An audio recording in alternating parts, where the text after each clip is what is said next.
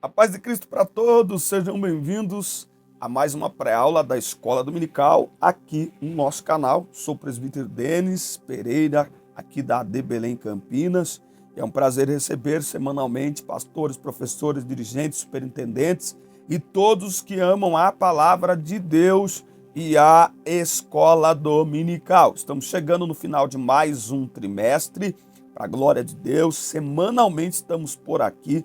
Por isso é importante você se inscrever no canal, ativar as notificações, dar like no vídeo e deixar aí o seu comentário, que é muito importante para nós. Nos próximos dias lançaremos um duplo treinamento com uma só aquisição. Você vai adquirir um treinamento e vai receber 2 treinamentos.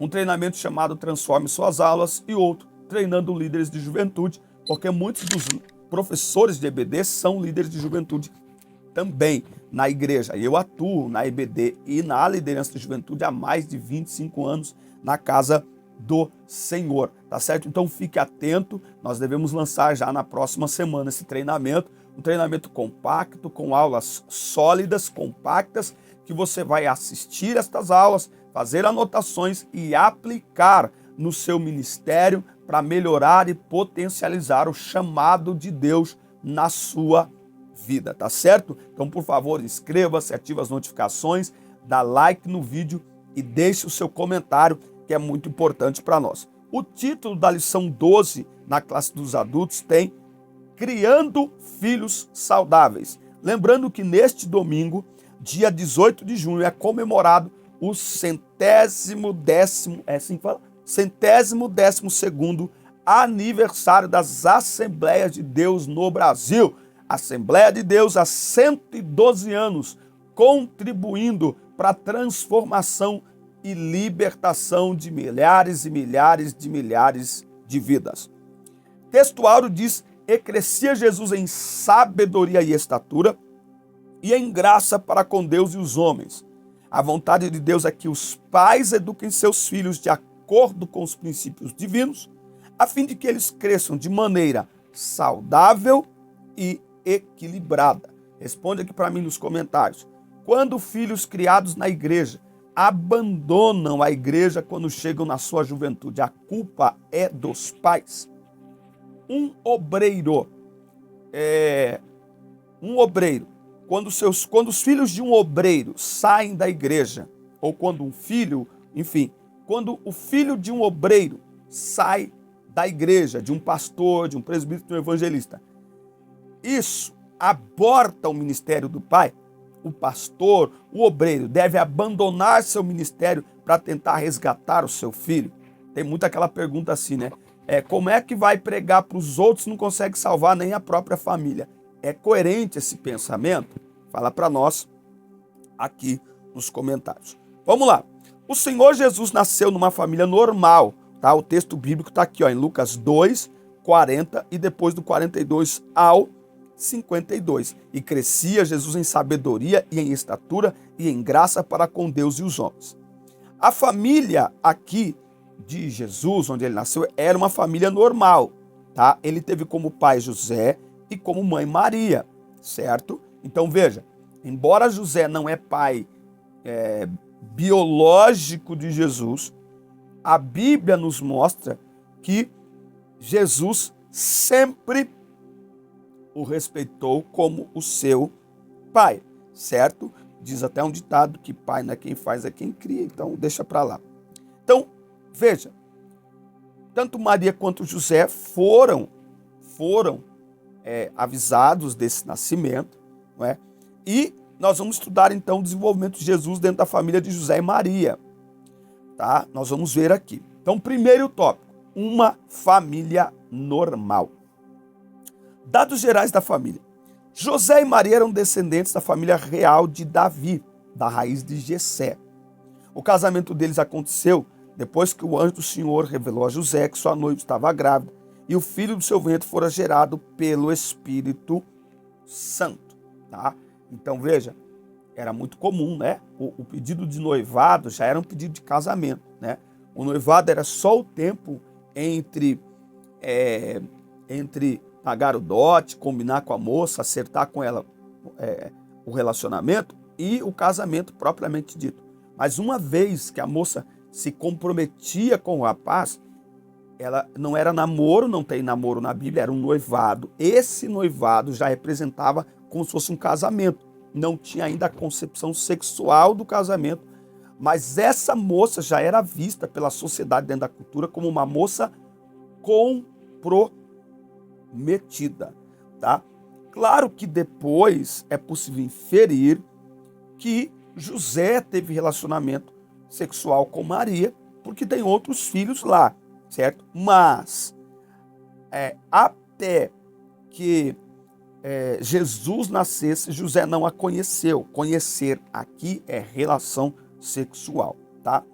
Jesus foi o primeiro filho desse casal, José e Maria.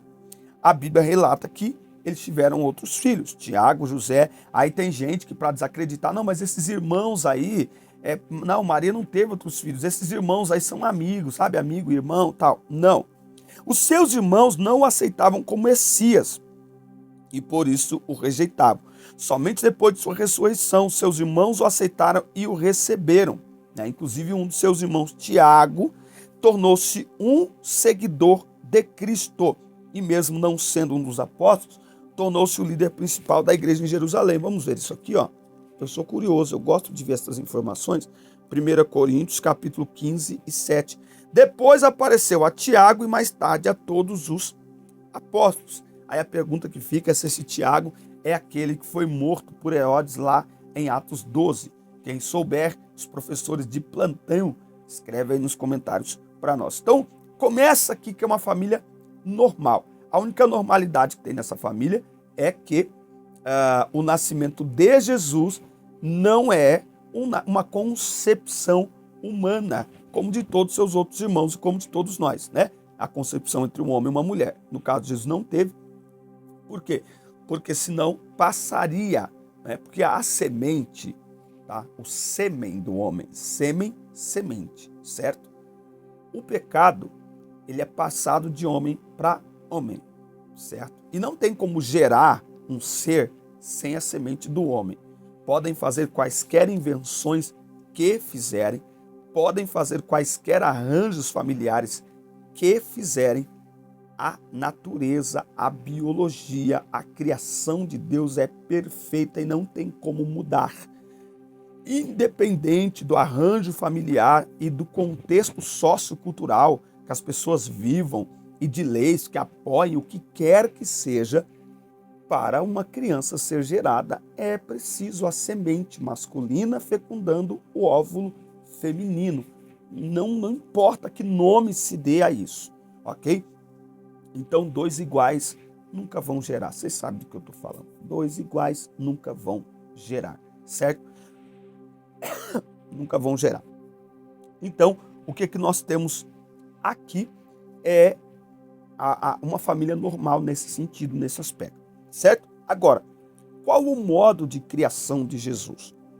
A despeito de ter sido especial, José e Maria nunca trataram os demais filhos com desprezo. Eles sabiam que havia algo especial na vida do primogênito, pois lhes fora revelado que ele seria o Salvador, o Filho de Deus. Então, José e Maria souberam administrar essa diferença. Eu acho que o conflito entre Jesus e seus irmãos se devia muito mais a um aspecto que havia entre eles mesmos do que qualquer coisa fomentada por José e Maria. Pelo menos é isso que o comentário está nos mostrando aqui e que a Bíblia nos mostra também, né?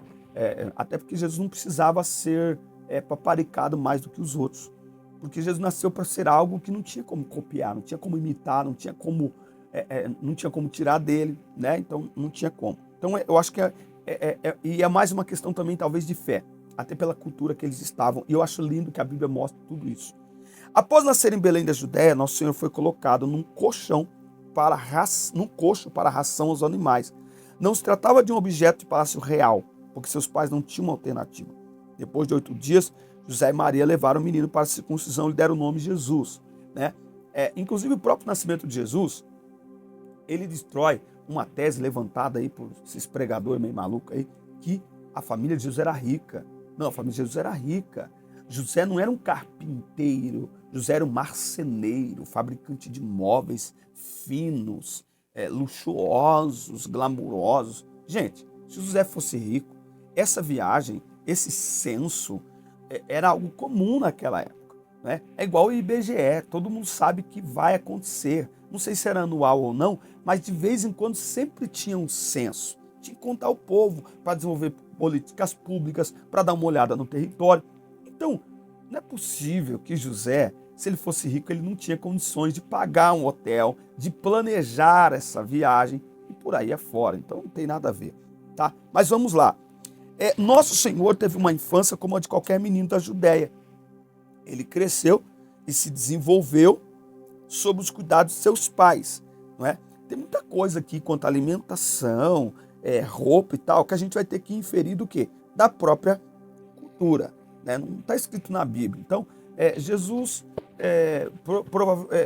pelo que nos mostra a Bíblia, ele não estudou aos pés de nenhum rabino, como é Paulo, no caso de Paulo. Todo menino judeu, ele aprendia a Torá e aos 12 anos de idade tinha o cerimonial do Yom Kippur, que fala, eu acho que é isso, né? Aonde o judeuzinho vai à sinagoga, sobe na tribuna e recita trechos da Torá de cor, não é?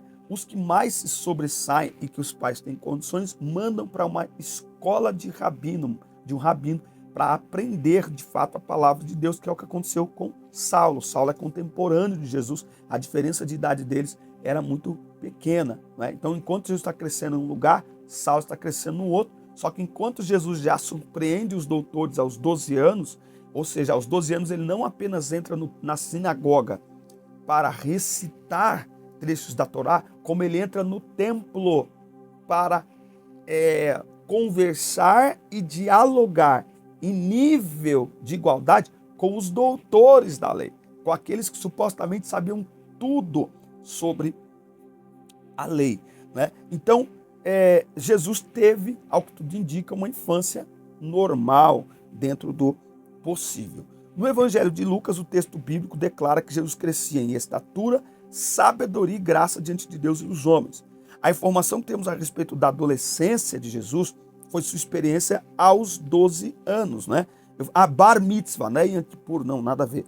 É bar mitzvah, tá? Bar mitzvah. É nesse momento que a gente tem talvez a primeira peripécia de Jesus, ou a única registrada, humanamente falando, né? Que os seus pais estão voltando de viagem depois de cumprir os deveres religiosos, e os seus pais voltam, e aí eles acham que Jesus está ali com os irmãos, com os parentes, sei lá, com os tios, e 3 dias de viagem eles descobrem que na verdade Jesus não estava ali. Então eles voltam e o encontram no templo, discutindo com os doutores da lei que estavam maravilhados com a sabedoria daquele adolescente.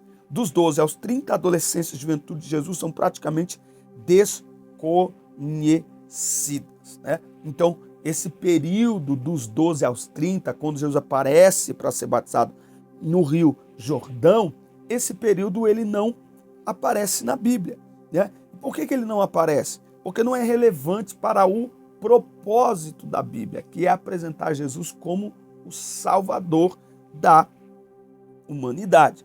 É claro que deve ter livros históricos que falem alguma coisa sobre isso, mas a gente sempre deve ficar com a Bíblia. É uma escola bíblica dominical. É possível que Jesus tenha sido responsável pelo sustento da família por esses anos, e quando chegou a idade que o pai estabeleceu para iniciar seu ministério, ele deixou tudo e reuniu os discípulos, os quais se tornaram os apóstolos que fariam o seu evangelho conhecido.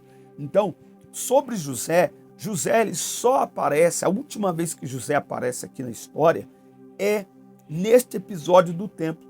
Depois ele não aparece mais. Ele não aparece mais em nenhum momento da história em que Maria aparece, né? Maria aparece em alguns momentos da história, incluindo o momento lá da sua crucificação, mas José não aparece mais. Então, o que se infere do texto, alguns chegam a dizer que José, provavelmente ele era muito mais velho que Maria, já era um homem idoso e por isso, enfim, que era muito comum, né, naquela época, um homem de mais idade casar com uma jovem mais nova, uma mulher mais nova, enfim, e tal. Mas o fato é que José não aparece mais. Ele morreu? Não sei. A Bíblia não diz, ok? A gente pode inferir, mas não pode forçar o texto.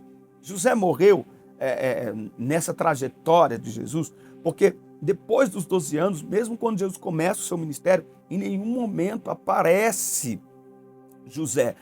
Quando Jesus está falando numa casa e chega Maria e seus irmãos, José não está. Se José estivesse, ele seria anunciado. Era normal. Seu pai, sua mãe e seus irmãos estão... Não, sua mãe e seus irmãos estão aí, querem falar com você. Né? E ele diz, minha mãe e meus irmãos são aqueles que fazem a vontade de meu pai.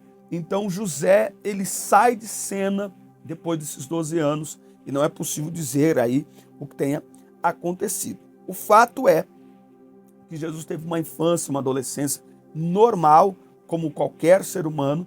Isso é interessante, exatamente. O que a gente pode dizer sobre isso é que, olhando para o que o escritor aos Hebreus diz, é que nós não temos um sumo sacerdote que não possa se compadecer de nossas necessidades, mas sim um que, como nós, em tudo foi tentado. Então Jesus, como todo adolescente, como todo jovem, Jesus enfrentou as tentações, Jesus enfrentou as crises, Jesus enfrentou como ser humano todas as situações e os problemas dessa fase da vida, tá certo? E aí, você já se inscreveu no canal? Ainda não? Inscreva-se, ative aí as notificações, dá like no vídeo e deixa seu comentário, que é muito importante para nós. O tríplice desenvolvimento de Jesus. Olha só, o Evangelho de Lucas diz que Jesus desceu com eles e foi para Nazaré e era-lhe sujeito. Então Jesus, como homem, foi obediente a pai e mãe. Como eu disse na outra aula dos jovens, porque a obediência, ela é a marca do amor. Quem ama, obedece. Simples assim. Não existe amor sem obediência. Declaração de amor sem obediência é declaração barata, vazia, fútil e inútil. A verdadeira declaração de amor está nos atos de obediência. Jesus crescia em sabedoria. Jesus recebeu uma educação básica como qualquer menino judeu receberia. Aprendeu a ler, escrever, viveu uma vida simples, porque, ao que tudo indica, sua família, de fato, era pobre, certo? Agora, ele crescia em sabedoria, ou seja, na sua relação com o pai, seus princípios de vida e disposição em resolver problemas eram dignos de uma pessoa sábia. Então, Jesus cresceu em sabedoria. Por que Jesus crescia em sabedoria? A Bíblia diz que o temor do Senhor é o princípio da sabedoria. Você vai ver nos evangelhos a maneira como Jesus se dirige ao Pai. Ele mesmo diz, não vim para fazer a minha vontade, mas a vontade do meu Pai. Então, sabedoria é viver no temor do Senhor. Sabedoria é viver de acordo com a vontade de Deus, não de acordo com a própria vontade. Então, a pessoa pode ter muito conhecimento intelectual, a pessoa pode ter muita coisa, mas se ela não teme a Deus, ela não é sábia. Quem teme a Deus é sábio. Pode ter baixo poder intelectual ou muito poder intelectual, financeiro, acadêmico, o que for, científico. Teme a Deus, é sábio. Não teme, é tolo. Por quê? Porque o temor a Deus preserva a nossa eternidade. E o contrário, não. Então, Jesus crescia em sabedoria porque obedecia ao Pai. Ele crescia em estatura. Isso aqui se refere ao crescimento físico do menino, pois o texto está no contexto do desenvolvimento de nosso Senhor, certo? Então, o corpo de Jesus era normal e saudável. Isso aqui está falando do corpo físico, da vida física de Jesus. Ele crescia como qualquer outra criança crescia, certo? E ele aprendeu também o seu trabalho de carpintaria, né? Que todo pai, ele ensinava para o filho. Todo pai judeu, ele ensina a sua profissão para o filho. Exatamente para que quando esse filho vá crescendo, ele possa ter a sua própria subsistência. Se ele vai se casar, então ele tem condições de sustentar uma família, né? Então o filho aprende a profissão com o pai. Jesus não ia se casar, mas aprendeu a profissão de José. Jesus cresceu em graça diante de Deus e dos homens. A graça para com Deus tinha a ver com a consciência de Jesus quanto à sua natureza e missão. Lembra João 10:18? Ninguém tira a minha vida, eu mesmo a dou. Jesus tinha consciência da sua missão. Pronto. Quando ele foi procurado por seus pais no templo, qual foi a resposta dele? Filho, nós te procurávamos. Eles, por que vocês me procuravam? Me convém fazer a vontade de meu pai, tratar dos negócios para com meu pai. Graça para com os homens tinha a ver com a personalidade carismática, no sentido de atrair pessoas para ouvir a mensagem, tá? Então Jesus usava o seu carisma para atrair as pessoas para ouvir a palavra de Deus. Só um parênteses aqui. Cuidado, tem muita gente usando o seu carisma para atrair as pessoas para a palavra dele, para escutar aquilo que ele quer falar. E aí ele pega aquilo que as pessoas querem ouvir, e aí, gente, é rapidão cria fama. Não, Jesus atraía com carisma as pessoas para ouvirem a palavra de Deus. A palavra de Deus. Olhando para o desenvolvimento de Jesus em sua família, podemos aprender que a educação de filhos cristãos tem a ver com o desenvolvimento emocional, social e principalmente espiritual. Os pais precisam ter essa consciência de que está sob a sua responsabilidade prover um ambiente propício para que os filhos se desenvolvam de maneira saudável e geral. Outro fator de destaque é a sabedoria dos pais em não manifestar predileção pelos filhos. Acho que a gente já falou isso aí. Equilíbrio e bom senso não pode faltar na educação dos filhos. A família de Jesus é um exemplo de formação familiar. É interessante a gente notar aqui nessa conclusão o seguinte, que eu tenho até uma palestra para pais e filhos chamada Pais e Filhos, uma parceria para a vida toda. É uma parceria. Por que é uma parceria? É os dois lados. Não funciona se só os pais quiserem ajudar, se só os pais fizerem o certo, se só os pais não funcionam. Funciona até certo ponto. A partir do momento que os filhos ganham autonomia e começam a fazer suas próprias escolhas, uma das escolhas que os filhos precisam fazer é: eu vou obedecer meu pai. Eu vou obedecer minha mãe. Se os filhos não escolherem obedecer pai e mãe, a parceria está quebrada. Lembra de Sansão? Sansão é um bom exemplo. Seus pais eram tementes a Deus, mas Sansão foi perdendo o temor a Deus à medida que foi crescendo.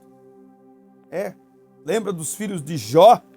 Jó era o homem mais justo, no entanto, seus filhos não eram tão justos assim. Então pense bem, nossa missão enquanto pais é criar um ambiente saudável. E os filhos se aproveitar disso e se render a este ambiente. Porque do contrário, é escolha deles. Ah, mas a Bíblia diz ensina o menino. O menino, está falando ali de criança. Está falando ali de filhos influenciáveis. Está falando ali de filhos que se curvam, ainda que sejam de maiores, bem-sucedidos, mas filhos que se curvam à voz de seus pais. Ali não está falando de filhos rebeldes, filhos que viram as costas para os pais, filhos que abandonam os pais. Então pensa nisso, antes de apontar um obreiro, um pastor, seja o que for, um crente, um irmão, como irresponsável porque os filhos estão fora da igreja. A gente nem sempre conhece a história toda. E salvação é individual. Ah, mas quem é você? Não salva nem sua família, quer pregar para os outros. É porque a gente não salva ninguém. Pastor não salva ninguém. Pregador não salva ninguém. Nós pregamos a mensagem de salvação para aqueles que se rendem a ela. Do contrário, seja quem for. Amém? No final das contas, todos teremos que prestar contas a Deus. E os pais não vão prestar conta pelos filhos, nem os filhos pelos pais. Então, uma família saudável, a gente tem que tomar cuidado nesse tempo que estamos vivendo. Tudo que essa geração quer é achar um culpado para suas escolhas erradas. Não. Cada um dará conta de si a Deus. Aquilo que o homem plantar, isso ele vai colher. Só que na relação com os filhos, entra a vontade dos filhos. E aí é complicado. Amém, meus amigos? Um forte abraço Deus abençoe todos vocês. Obrigado por nos acompanhar. Assista, curta, compartilhe, inscreva-se no canal e até o nosso próximo encontro. Deus abençoe vocês.